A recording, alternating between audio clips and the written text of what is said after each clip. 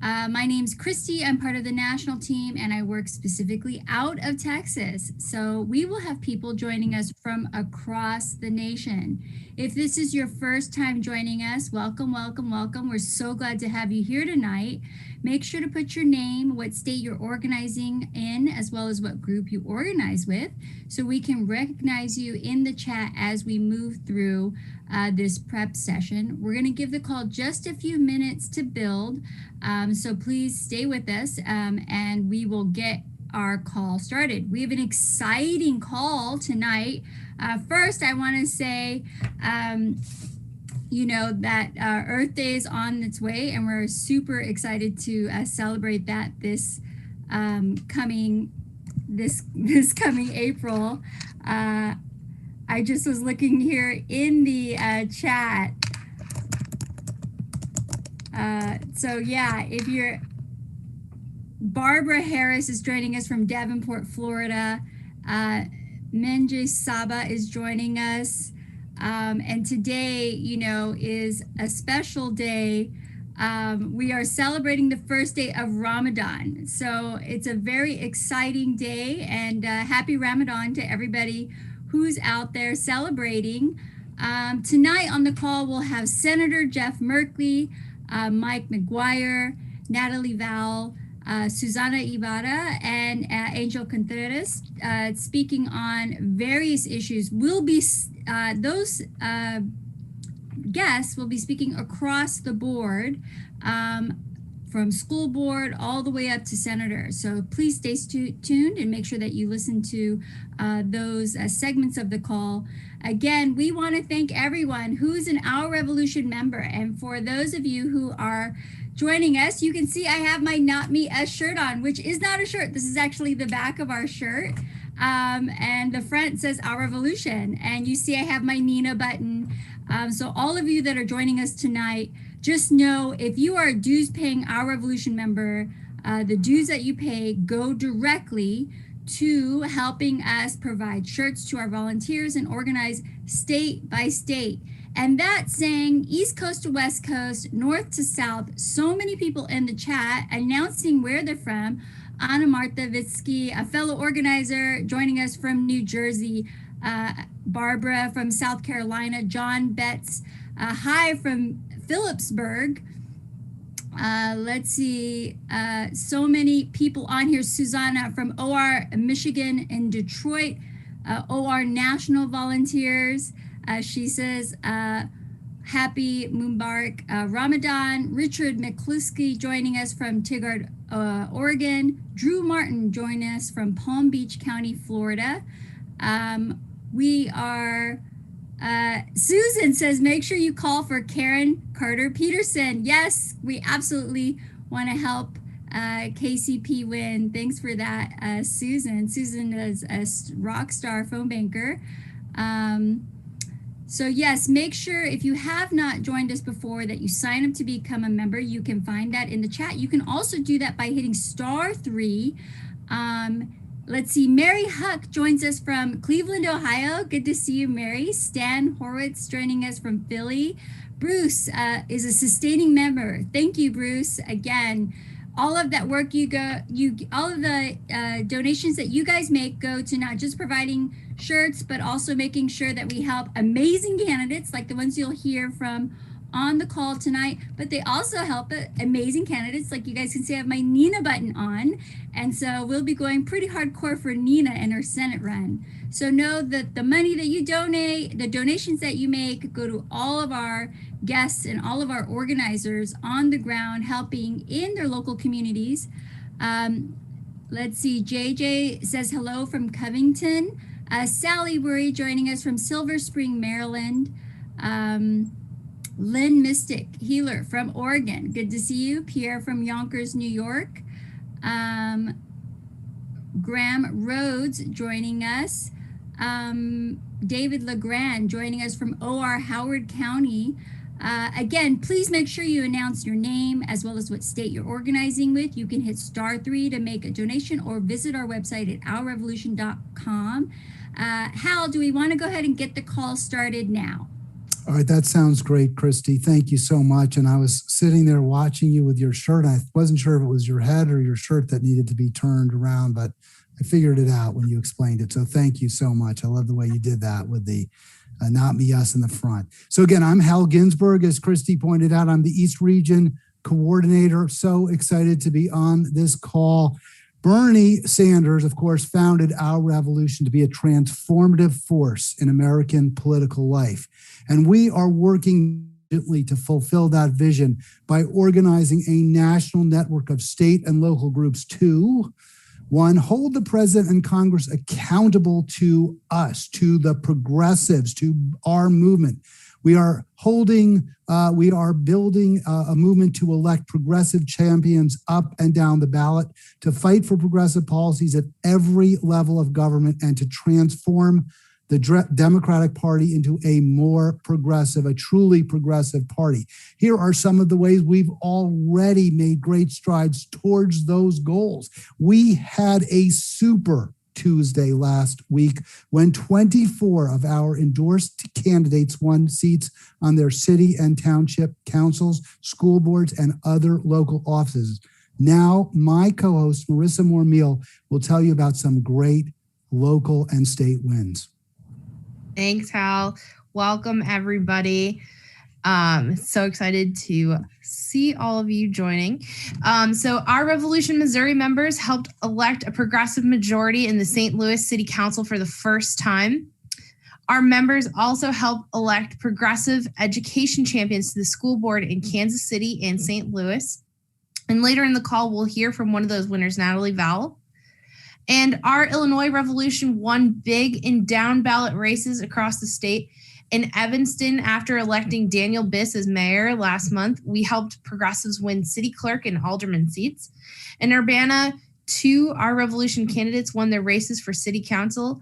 And in Joliet, Our Revolution members pulled off a takeover of the township government, and we'll hear from one of them later in this call. And now back to you, Hal, to start our policy discussion. All right, thanks, Marissa. As we said earlier, Bernie had a vision when he founded Our Revolution. And Thursday, we heard encouraging words from his chief of staff, Misty Rebick, when she joined our Iowa kickoff call. Misty credited our movement for elevating progressive voices in the Biden administration. She noted, we're talking to high-level folks in the White House and they're listening. We are changing the narrative in this country about what is possible. One policy that is becoming increasingly possible is Medicare for all, with over half of House Democrats now signed on as co-sponsors of the Medicare for All Act of 2021, thanks in large part, to pressure from Our Revolution members. We in Maryland, that's where I'm from, of course, Our Revolution Maryland activists targeted Congressman Kwesi Mfume with coordinated email and phone campaigns. And last week, he announced his support for the bill. And last month, in March, New Jersey Congressman Frank Pallone Jr. agreed to sign on after 3 years of rallies, protests, and bird dogging by Our Revolution New Jersey members. Later in this call, we will hear about California's efforts to enact universal health care from State Senator Mike McGuire, a primary sponsor of CalCare. Another issue we have been fighting for is strengthening workers' rights and the ability to organize. In the aftermath of the Amazon election in Alabama, Our Revolution stands with our allies in labor. We are demanding accountability for Amazon's aggressive anti-union tactics and unfair practices that created an atmosphere of confusion and intimidation. One thing is clear, our labor laws are broken and Congress needs to fix them by enacting the PRO Act. Our members mobilized to get it passed in the House, and we will keep the pressure on to get it through the Senate. And with voting rights under attack in our state legislatures across the country, we're working to pass the For the People Act, which will help strengthen our democracy and undo hundreds of bills that have been introduced this year to suppress the vote. Our Revolution worked to get it passed in the House, and in a moment, we'll get an update from Senator Jeff Merkley on how we can get it over the finish line. One way to get these bills through the Senate is by ending the filibuster. We've been pushing President Biden and Senate Democrats to support changing the rules. And while we've made progress, we need to keep the pressure on. And we'll hear about the prospects of overcoming the filibuster obstacle from Senator Merkley. And if you haven't already done so, please consider becoming a movement builder. Your monthly gift will help us keep fighting for progressive policies, electing progressive champions, and building a progressive party. Every new member will receive one of these. Oh, where'd it go? Here we go. a membership card in the mail that was designed by an internationally renowned illustrator, Lauren Rowling, who is a volunteer leader of Our Revolution Nashville. And if you can't make a gift right now, but if you can help get other members, we would love that. We have phone banks going on twice a week. So if you can join. The link is on Mobilize and in the chat if you are on Zoom. So now I'm going to introduce our first guest tonight, Senator Jeff Merkley of Oregon, a progressive champion who's been at the forefront of the fight in many of our agenda priorities. And he's here tonight with us to give us an update on where those priorities stand in the Senate and how we can move them forward. So welcome to the call, Senator. Thank you so much for joining us. Thanks so much, Marissa. I'm just pleased to join you all because everything we want to accomplish requires folks who are in office, working inside the building, and a huge coalition outside applying pressure. And it couldn't be more than this year in which you have a 50-50 split in the Senate, a pretty, no space for error. And I must say, let's just do a little bit of celebration over the $2 trillion bill we just passed, because it takes on so many important issues on healthcare, on housing, on education, on living wage jobs. It reflects the difference between the two parties in America. The Republicans, they did a $2 trillion bill in 2017 that was about sending almost all of that money to those who are already more wealth to the wealthy, more privileged to the privileged. And in this case, we were fighting to rebuild America from the base up, from the ordinary employee up, who needs an extra boost in their income payments, from the shots in your arm, from the small business on Main Street. And here's the thing, that is really what happens in a republic, is you have those who really want to control things and have government by and for the most powerful. And then you have folks who believe in the vision of a republic of government by and for the people. And that is in stark contrast right now in this situation over S1. The S1 for the people bill. Same as Senator Merkley, I hate to interrupt you. I'm so sorry to do this. But audio is really problematic, and we've been hoping it would improve, but it's really challenging. I'm not sure if there's anything on your end that you might be able to adjust, but we're definitely getting bad feedback. Let me try a direct plug-in and see if it can improve it. So share some good facts. We really appreciate that, and we so appreciate Senator Merkley, a champion, a true progressive champion, and we are just really excited that you are working now with a Democratic president who has indicated that he is receptive to progressive ideas. We're really excited that we are going to see some real improvement in the quality of life for poor, struggling, and working Americans across the country. We know that's been your goal, what you've been fighting for years. So let's see if we've got you back, because people would much rather hear you than me. So we're still hoping to get Senator Merkley back. And again, in this moment, if you have a chance to a movement builder, we would truly appreciate it. We put in a tremendous amount of time and energy and effort into these calls. You can see by the beautiful slides that Kara puts together, Paco putting in time, energy, his professional writing credentials are always evident in our calls.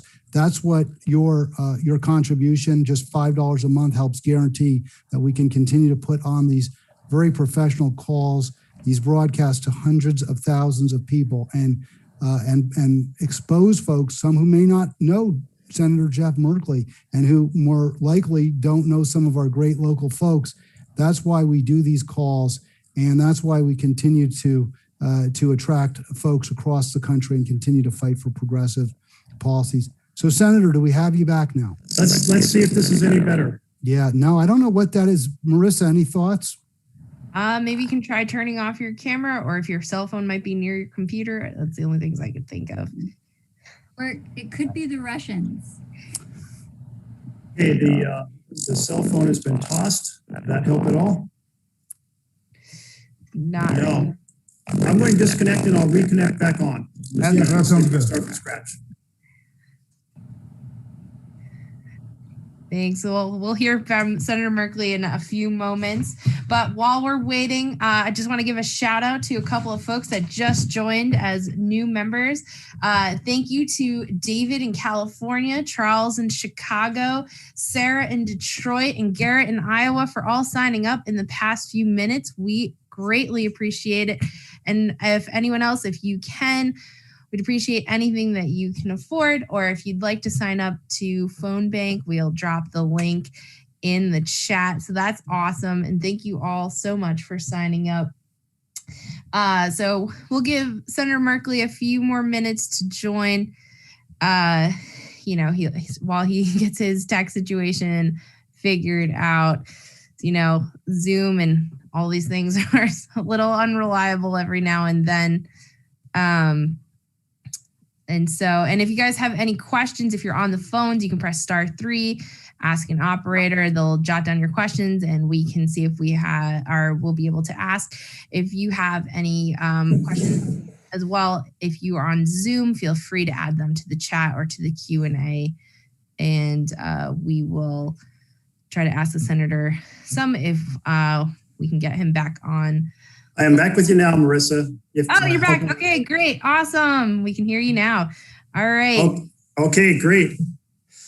Sorry for that pause for technical difficulties. It's a small thing compared to the enormous challenge that we have in the U.S. Senate to get S1 passed, and it couldn't be more important. Now, you hear me okay?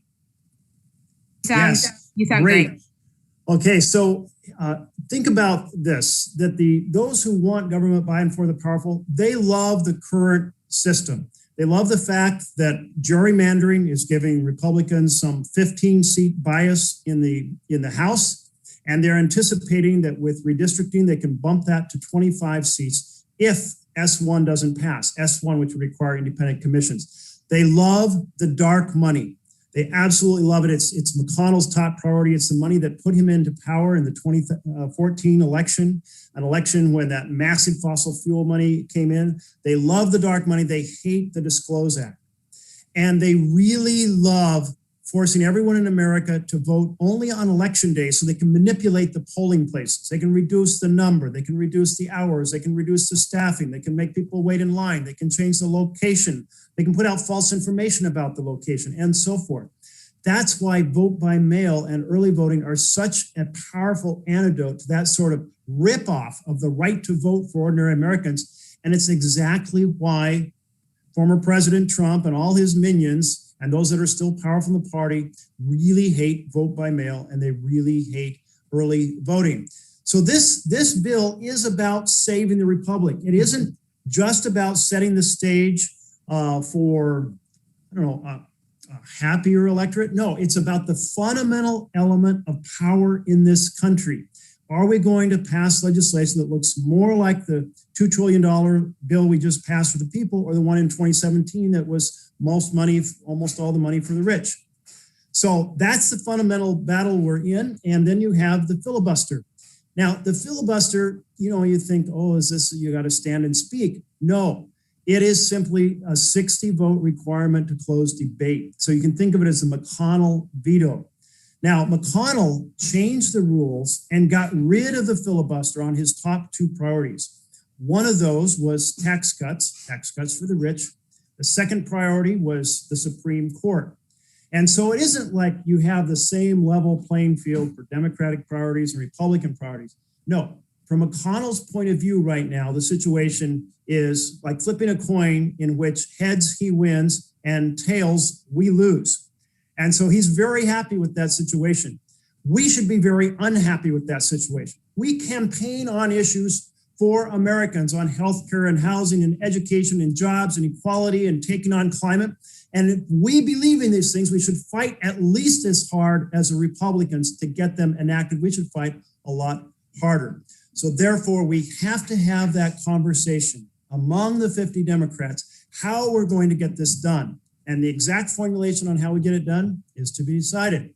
But meanwhile, what you're all doing from outside, you are saying this has to happen. No excuses. You're reminding us that we have seen this horror movie before. We saw it in what McConnell did to undermine the effectiveness of Barack Obama. And so there's no strangeness here, no surprise. We understand this dynamic and therefore absolutely inexcusable. And that if we accept it. So I'm encouraging all of you, don't let anyone say, oh, we're sorry. We would have acted except, well, Mitch McConnell stood in the way. We would have acted except there's this ancient tool tradition called the filibuster, and that stood in the way.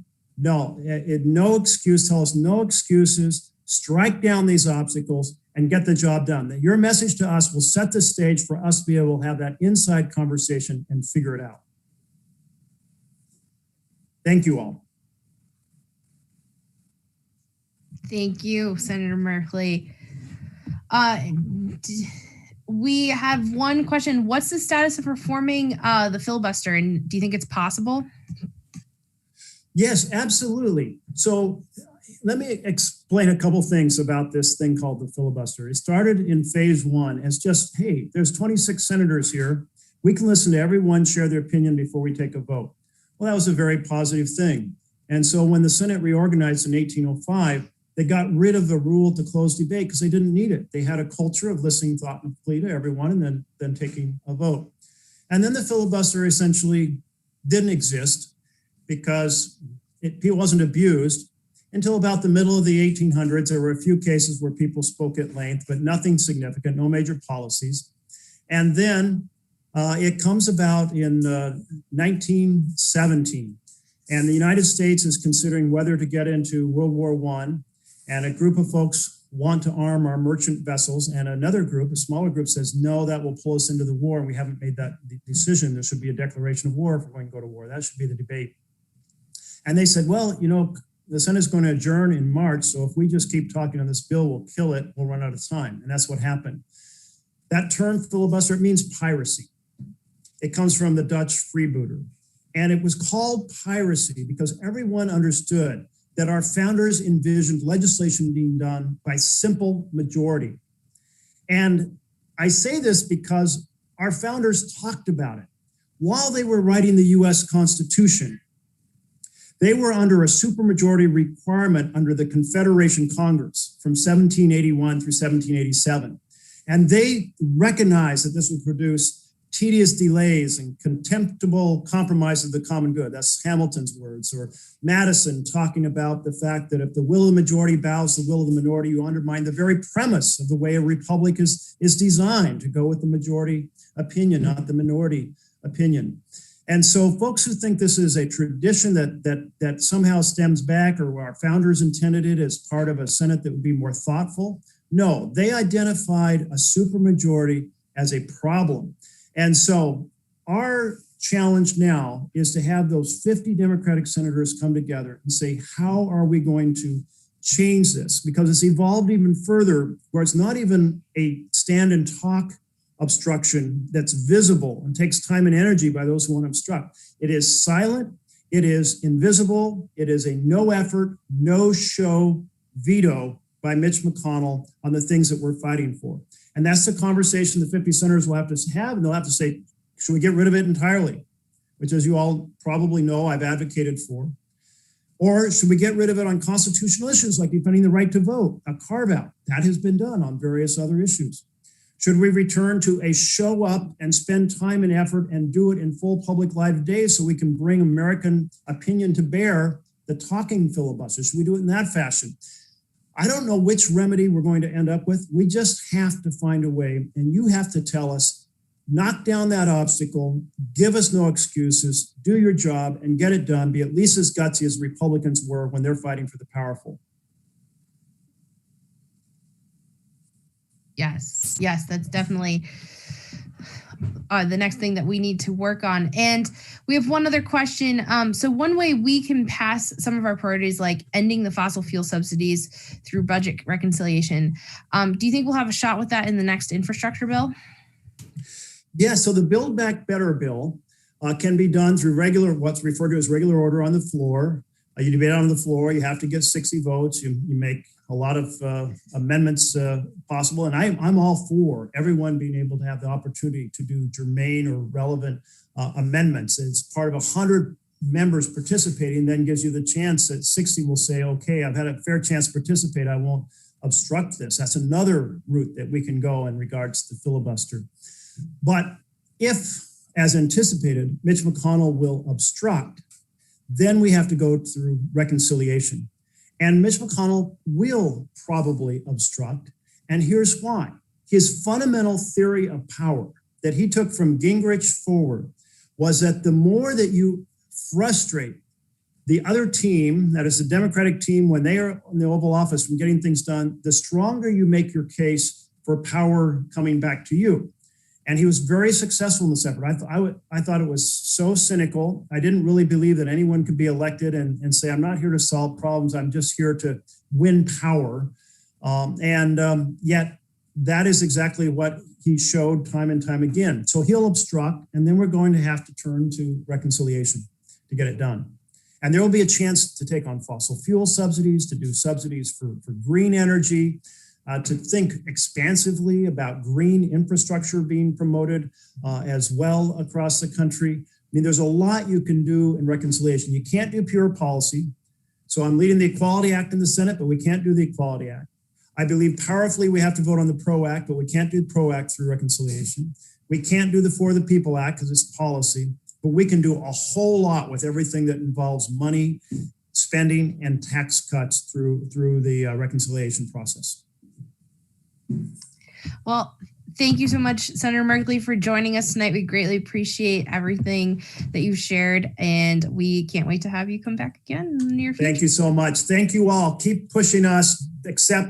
Don't accept no for an answer. Don't accept any excuses. Tell us we got to get our job done. Thank you. Awesome. Thank you so much. And now I'm going to kick it over to you, Hal, to introduce our next guest. All right. Thank you so much, Marissa. And really, what a nice guy Jeff Merkley is. I mean, he's a great progressive and he's a great senator. And he also just obviously comes across as a truly genuine person. So it's just wonderful to have him on our call. I did mention earlier that we are staunch supporters here of Medicare for All. And we have successfully brought on board new co-sponsors. Some we were really surprised to find, like Congressman Pallone. You can see on your screen right now a picture taken during our national live streamed rally at the Capitol last month with co-lead sponsor Congresswoman Debbie Dingell. But we are not neglecting state healthcare legislation, and the big enchilada is leading the way. California has 3 million uninsured residents. Of course, that's many more people than live in many states. CalCare, sponsored by the California Nurses Association, would end this tragedy. Our guest now, Mike McGuire, is a California state senator who represents District 2, California's North Coast region. He is a principal co-author of the bill. We'll talk CalCare with Mike, but first, welcome. Tell us a little bit about yourself, your district, and maybe the threats that wildfires are posing to the people, the animals, and the economy in the North Coast. Hey, good evening, Hal. Thank you so much for allowing me to be with you, Marissa, and to each and every one of you.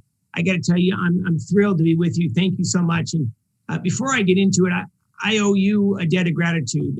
We owe you a debt of gratitude for your tireless dedication working for working families and progressive issues up and down the Golden State and throughout America. Thank you so much. Quickly about the district, and just let me introduce myself.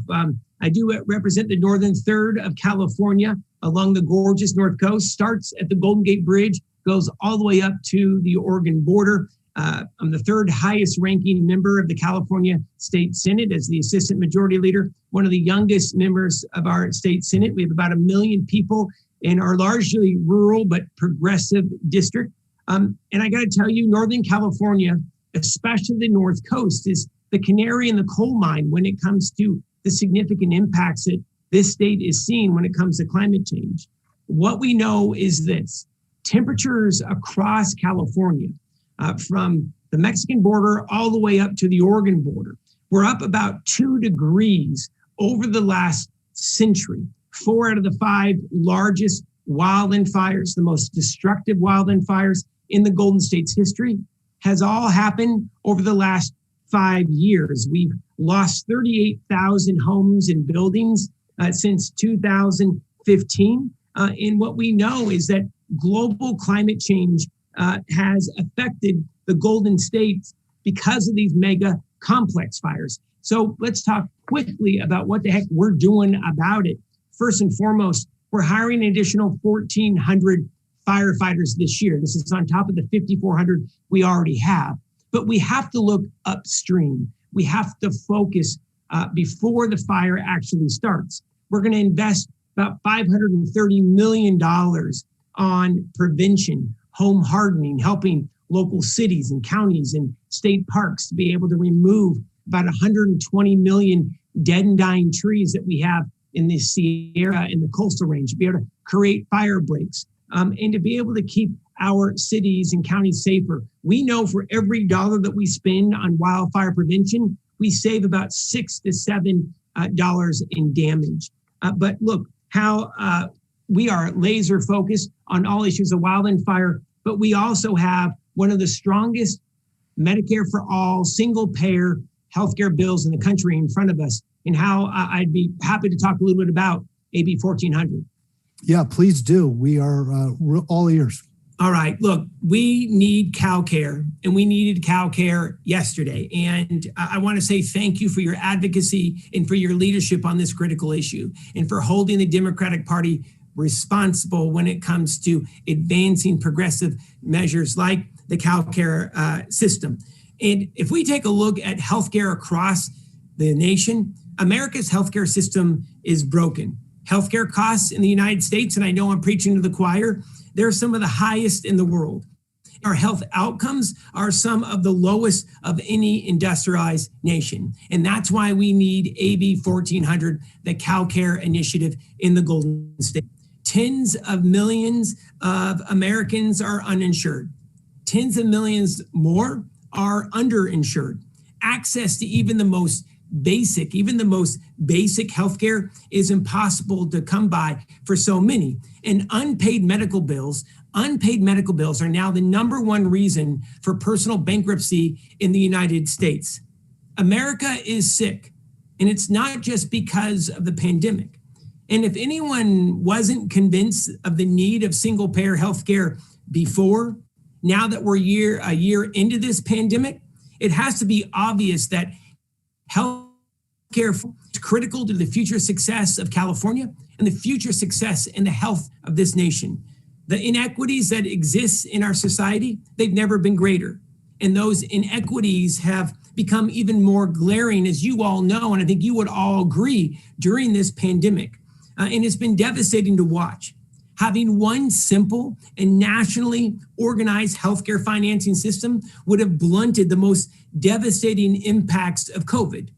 That, and not having the most incompetent Rube as president.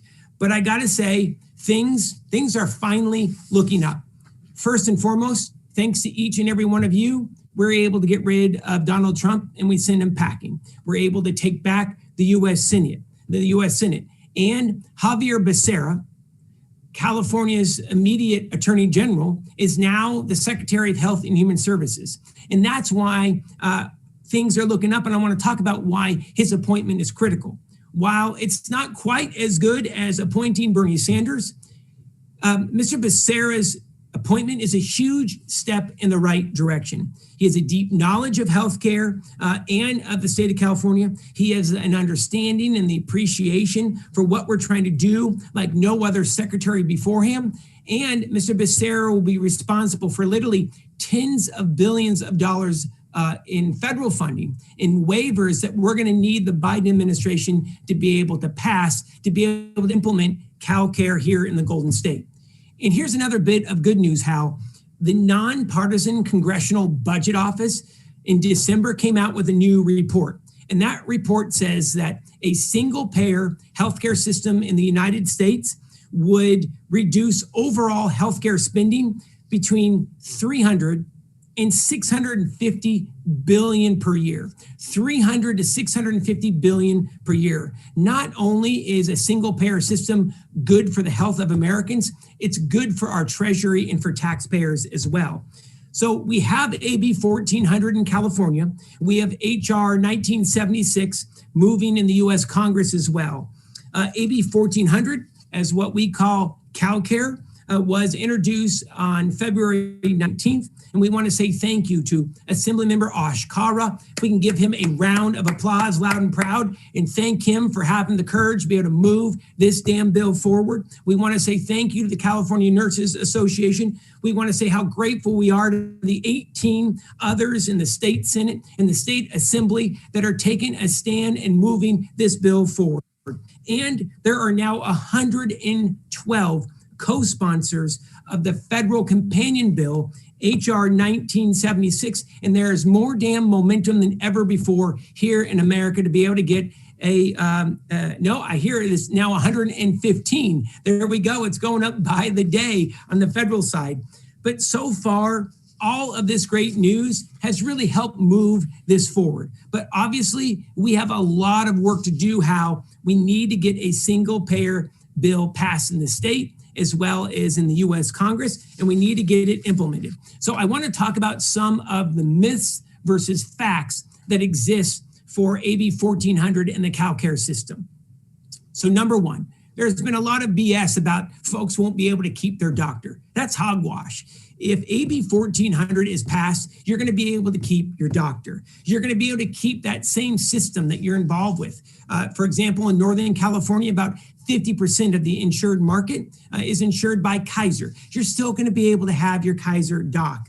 Will CalCare cover dental and vision and hearing? Yes, it will. Will it bring parity to mental health? Yes, it's going to cover all mental health care, and it's about time. Will it eliminate the need for supplemental health insurance? Yes, it will. It's going to also cover medications, and small businesses in this state will no longer have to pay workers' comp, which is one of the highest carrying costs for any small business in the state of California. And it's also going to cover long-term care.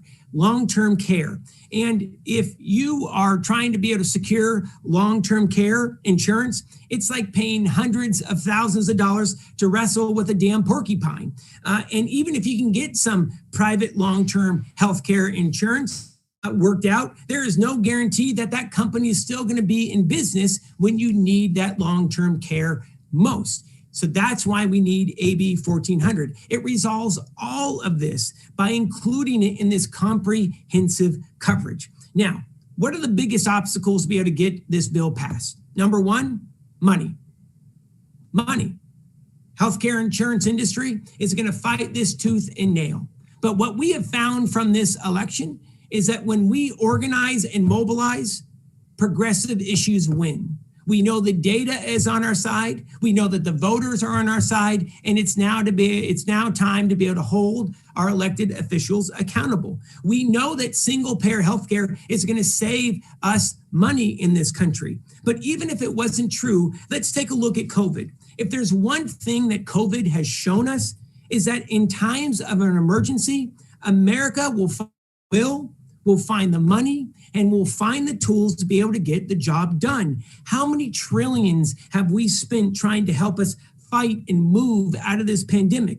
If we were to have this same conversation 18 months ago about how we would pay for a pandemic in the fall of 2019, Everyone would have said there's no flipping way that we could pay for it. We don't have the budget. It's too expensive. But you know what?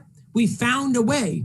We found the money. We're getting the job done. And when we're at a crisis point, and our healthcare system in America is at a crisis point, we are going to be able to get the job done. Finally, I want to just talk about some recent studies that have come out. Number one, we heard about the nonpartisan Congressional Budget Office saying that we're going to save 300 to 650 billion per year after the first few years. I don't know if y'all saw, I've been reading this Yale study. Yale University says transition the U.S. to a single payer healthcare system will save an estimated 450 billion each year, with the average American family saving about $2,400 in healthcare costs every year.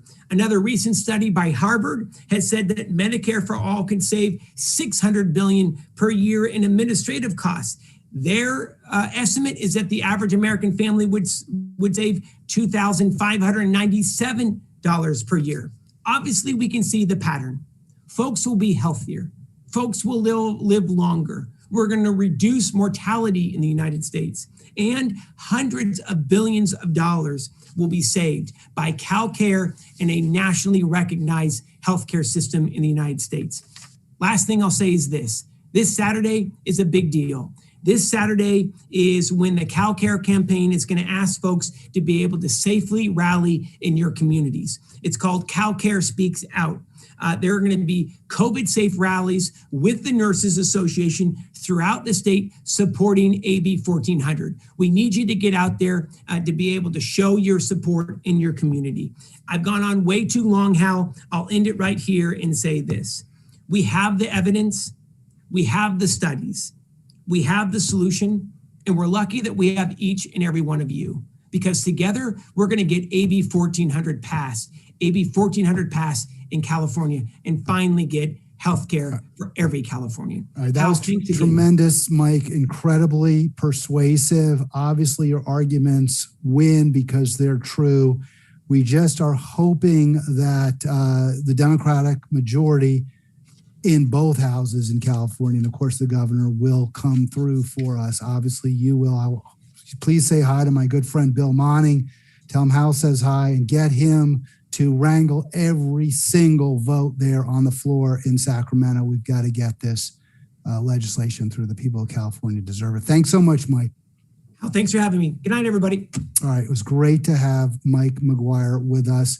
And just real quick, I put a few links in the chat there. We do support, of course, CalCare. We do want every California legislator to vote yes on AB 1400. Please do, if you live, especially in that state, please make sure that you are letting your legislators know that they have got to stand with the people of California and not the insurance companies and the for-profit industry. And also, please do become a movement builder here at Our Revolution. Help us continue our great work with folks like Mike McGuire, Jeff Merkley, and our next guest, who I'm very, very pleased to welcome, Angel Contreras. Angel is the new township supervisor in Joliet Township, Illinois.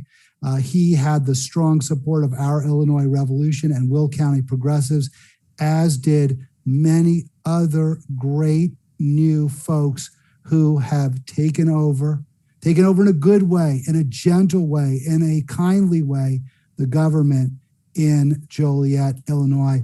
We're delighted to have Angel with us. Unfortunately, a new trustee, Susanna Ibarra, whom we also endorse, she couldn't make it tonight. Susanna is also, by the way, co-chair of Our Illinois Revolution. But now, my pleasure, my honor, welcome Angel Contreras. Hey, Al, thanks for having me. Thanks, everyone, for inviting me. I just want to tell a little story, kind of like what we managed to do here in Joliet. So we managed to win the election for our township government. So if most people don't know, township governments here in Illinois, what they do is pretty much provide general assistance. So we have the resources to directly serve those in need. So that's what we did. But this story didn't just start like just because we won the election. It started when we organized last minute, kind of like under the radar, to win a caucus. So we had the establishment Democratic Party that was kind of status quo. And what we did is we put together a slate of candidates. We had progressive attorneys helping us. We had, precinct committeemen we had got in on the primary election before within the Democratic Party. So this was actually building for years. So we knew we wanted to do this. And even this whole, cast of characters came together from the 2016 Bernie campaign. So what we all learned was that we had to have a long-term vision here, right? So just because, Bernie didn't win the election in 2016 or the primary, we all stuck together, organized on the ground. And since the area we live in is, it is as far as partisan politics go, it's a Democratic area, doesn't mean they're progressives. So we got on the ground, and in a lot of these areas across the country, I'm starting to see like the Democratic Party is an established grassroots. So if you start from the bottom, how the party structure actually works as PCs, as townships, and all these other areas, and you have a long-term vision, like we can organize and win. So the hardest part for us was, getting together, organizing to win this caucus. And then once that, as progressives, and I'm telling you, so Susanna, like as you said, she couldn't make the call, but she's co-chair of our Revolution, Illinois. She's chairman of the Will County Progressive, the local progressive group here in Will County, where we're from. Our other trustee is the local chair of our Black Lives Matter chapter. We have one of our trustees is a 21-year-old activist that does organizing for warehousing for like Amazon and all these other big corporations. We have our other two of our other officials were also part of the 2016 Bernie campaign, and we've expanded that with our volunteers. So we're excited now because now we're in a position to be governing, and we are now the established party, and the established party is now full of progressives, and they're going to be able to see that we can govern with our policy sets, right? And as far as this election cycle goes, some of the biggest pushback we had was like behind the scenes from the established Democratic Party that wasn't happy we're doing this, but that's over now. We won. The progressives are now the default in the area, right? And that's the message we want to give. Every little loss isn't a loss as long as we're organizing for the future. We weren't just thinking one election cycle, we were building for continuous ones. And we're already building and helping organize outside of our township so they can do that as well. We also have one more big election that we're still waiting the results for because it's too close to call. And our Revolution also endorsed him as Cesar Guerrero for our city council race, or an at-large city council race. Super progressive. He would be the first minority at-large elected official in the entire city of Joliet if he wins. It's a big deal because we went up against all the established conservative type money, and it's crazy. And he's only 50 votes behind right now. And we're hopeful since he won, he was winning the mail-in and provisionals. Once that final count comes in on April 20th, he will be victorious. And as we're the third largest city in Illinois. This would be the first time a minority candidate has ever won. And that was just because of grassroots organizing. They did not expect that. We were on the ground every day, knocking, coordinating, making calls, running an actual campaign from the ground up. And, we might just make history here with that as well. That's tremendous work, Angel, and we're just so excited by what you're doing in Joliet. We want to replicate that. We're going to try to bottle your secret sauce and spread it all over the country. But what's your plan now? You've got power. The goal, of course, is to keep it. What do you need to do to keep winning elections and prevent the immune system of the Democratic establishment, the corporate Democrats, from kicking in and kicking out this foreign virus that they really, really don't like having in their midst? Well, we're already preparing for, elections never end. So the primaries are already coming up for 2022. So that means the precinct committeeman races to pull petitions for those 22 election cycles is already this year in September. So we're already recruiting from everyone that came out of volunteers where their precincts are, so we can gain more ground. What most people don't understand is a lot of this groundwork isn't done anymore, even from the established Democratic Party. Like, these precincts are empty, and each one of these PCs, if elected, they get a vote in who is the leadership of the Democratic Party. So that is our next move. So everyone that came out, we have a names, addresses, list. We told them about this. So now you need to run a PC as a PC. They don't know what that is. We told them, we explained it, because there's still kind of a lack of education, how the partisan politics of it is, right? And that's okay. So we're trying to teach that. So that's our next move. So we are going to get more entrenched within, quote unquote, the Democratic Party here, so that is not taken away. So we're already expanding that. And the more we dig into things of how it actually, over the years, there is no participation. It's just knowing the rules of engagement, right? So knowing the rules of engagement in partisan politics, you'll come to learn in your areas, there really isn't any structure on the actual ground. And if you organize, we win. And this is a testament in this area. They don't expect it. They didn't expect it. And when it comes to actually doing the work, knocking doors, talking to voters, the opportunities are there everywhere. But we have to put ourselves out there and do the work, because no one is actually doing it on the ground. There's very few areas I can think of where, the machine is actually knocking and doing the work on the ground, and not just a few people in a room. It really is that. There's no secret sauce. It's just lowering the rules of engagement in your area and doing it. Let me tell you, most people don't even know what a caucus is in our area. And we don't have caucuses for everything. We have primaries. But in these municipal elections, since they didn't want to spend on primaries, they have these caucuses. They were surprised so many people were there. Like, normal voters, even that vote every municipal election, don't even know these caucuses happen. They're done in secret. They buried them in a paper. They pulled the bare minimum. And, we found out and we did it. It's just literally, I know, and I don't want to repeat myself, but it's just knowing the rules of engagement, organizing in those, playing within those rules, and outmaneuvering them. And we have to do it on the local level, because the establishment doesn't spend that much actual time organizing on the ground.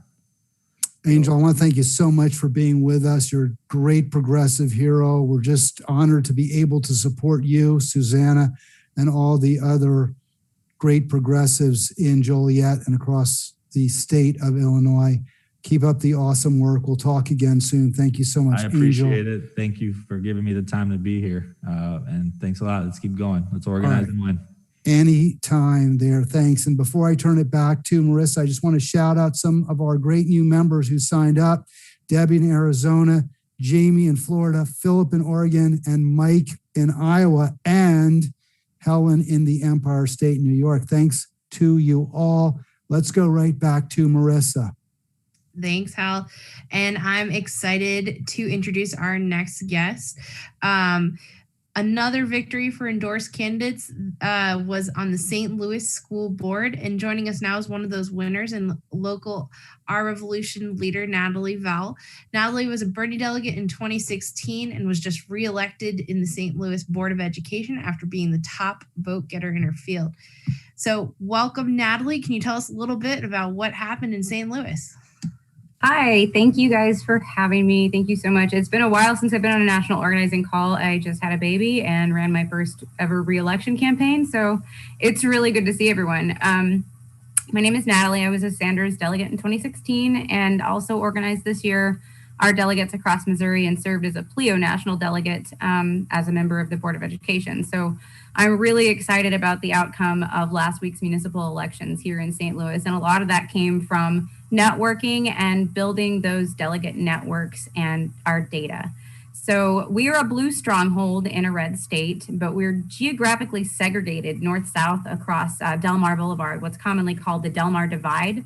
And at the hands of our Democratic establishment who runs the city, we face disinvestment and penalization of poverty at an alarming rate on the decimated North Side, where our population of color lives.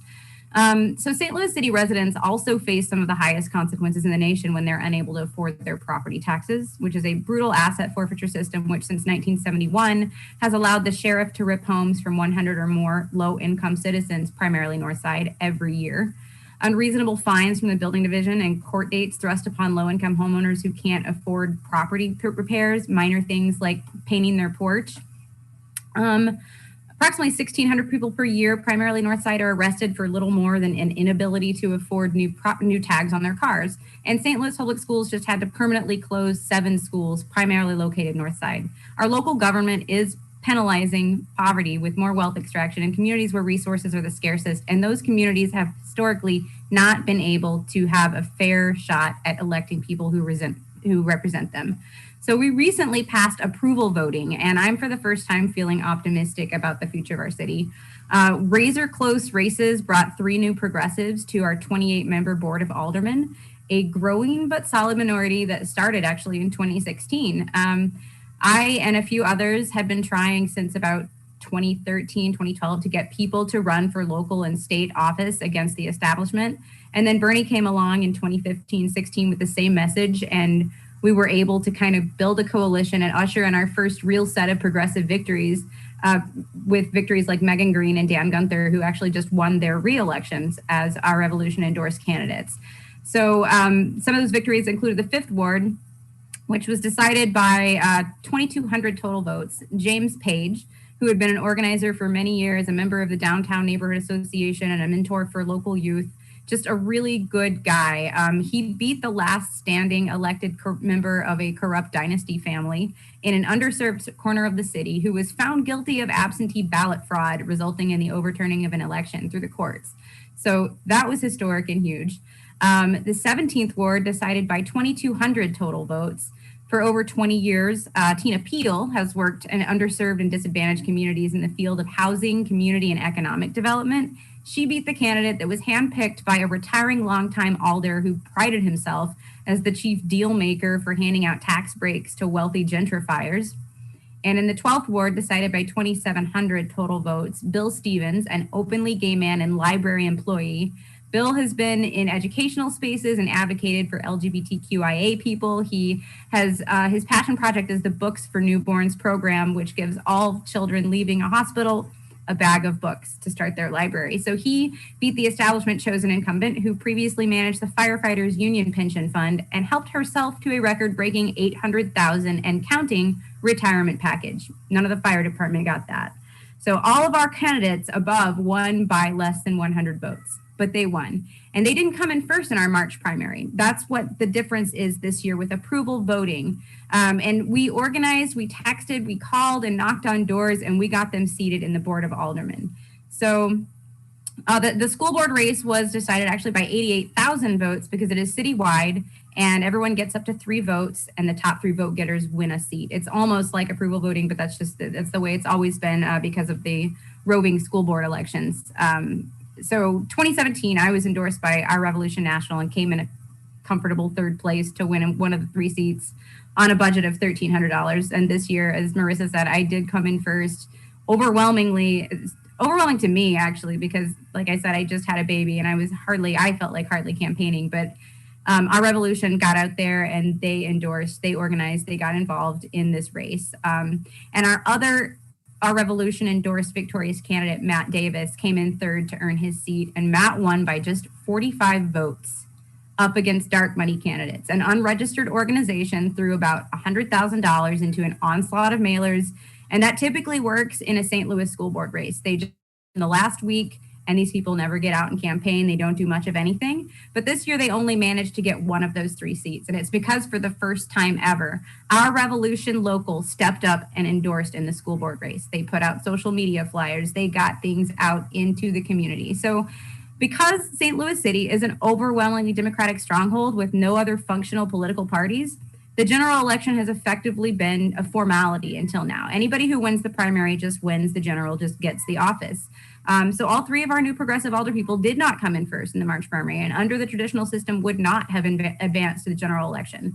Thanks to approval voting and OR's involvement, these candidates gave it a heroic final push to win by a narrow margin that they needed. They didn't know, in the March primary, whether they would win or not. They didn't know if they needed to keep raising money and keep getting out on the doors for 1 month, the 1 month that they had to campaign, the final push. So I am really proud of them. And I'm hopeful for the first time ever that we may be finally freed from establishment rule, and that St. Louis is going to be able to elect people who truly represent more of us, all of us.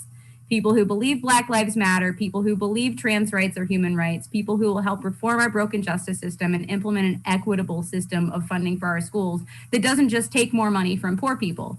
And maybe we'll finally see some equity on the north side of Delmar Boulevard and heal our long broken city. So it is really cool to see what's happening here. And I really hope that it can be replicated in cities across the United States, especially as dark money is trying to insert itself into our education system. So thanks so much for having me. Did you have any questions, or I know I kind of threw a lot at you, so. No worries. Thank you so much for joining us. We are running a little bit short on time, but otherwise, thank you so much, Natalie, for joining us. We're really happy to have you, and we are so excited about everything that you and your fellow candidates, or your winners, I guess now, are going to be doing in St. Louis. Thank you all so much. All right. And thank you so much, Marissa and Natalie. And we are coming to the end of the call. So just real briefly, and you've seen the links, we've been putting them in the chat, but I'm going to put two more in real quick. So of course, one is to our Movement Builder site, where you can become a recurring donor. And we would truly appreciate it to help us continue our work in electing people like Natalie Vowell and other great progressives to school boards, to the Joliet City, to the Township Council, and across the nation. Mike McGuire, you know the list.